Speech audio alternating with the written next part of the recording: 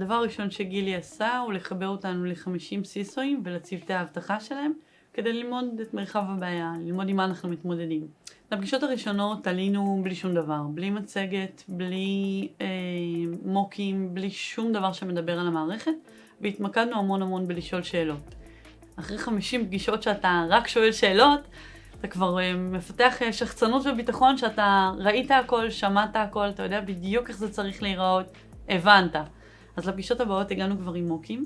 באופן מפתיע וחשוד למדי, קיבלנו פידבקים מדהימים. כולם אוהבים את המוצר, זה בדיוק כמו שהם חיפשו.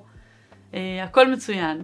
הייתה פגישה אחת, בערך אחרי שבועיים שרצנו עם מוקאפים בפגישות, על הסיסו של אחד האנטרפרייזים הגדולים, פורצ'ן 30, שהוא והצוות שלו היו שם והיו כזה נורא מנומסים. ופתאום אחד מהם אמר איזה משהו כזה, it's great stuff, מאוד הרים למוצר, משהו שגרם לנו להרגיש איזה סנס של נימוס מיותר. ואני חושבת שבפגישה הזאת אפילו בלי לתאם מראש, פתאום ניסינו להנגיש משהו קצת יותר ישראלי, בכמה חשוב לנו רגע לשמוע פידבק אמיתי, וכמה זה ממש בסדר להגיד לנו מה לא מדויק כאן. וזה פתח לנו את הדרך לפרודקט מרקט פיט הרבה יותר נכון, איתו ועם כל הבאים אחריו. לנו מאוד היה חשוב להבהיר להם שזה רק מוק ושזה לא מוצר, כי בסוף כמה נעים לך לקטול עכשיו משהו שמישהו עבד עליו שנה. לא חוויה כל כך נעימה. וטיפ שלמדנו לעצמנו זה אם פגישה של 40 דקות מתנהלת ושאתה מקבל רק פידבקים חיוביים, משהו בקשר האישי עוד לא נוצר. אז ניהלנו את הפידבקים בשני צירים. יש את הפידבקים ארוכי הטווח של כן ניסינו לזהות מגמה, דברים שמתאימים לארגונים מסוימים ולא מתאימים לארגונים אחרים, ולייצר לעצמנו איזושהי חוקיות. למה זה עובד כאן ולא עובד במקום אחר?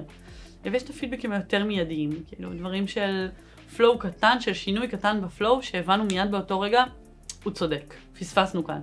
את השינויים המיידיים שינינו עוד באותו היום או גג למחרת, כדי שהפגישות הבאות כבר יהיו עם פלואו הרבה יותר מדויק.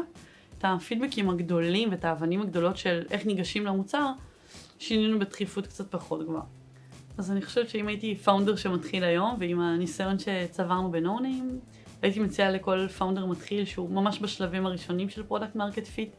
אחד, לפגוש כמה שיותר אנשים, לוודא שהפס אנשים שהוא פוגש הוא מספיק מגוון, לשאול הכל בכנות, לשתף חששות, התלבטויות, לא להיות מנומסים ומזויפים ולשדר ביטחון מוגזם, אלא לשים את ההתלבטויות הכנות על השולחן. זה מייצר מערכת יחסים הרבה יותר כנה, פרטנרשיפ יותר כנה ופידבקים הרבה יותר כנים.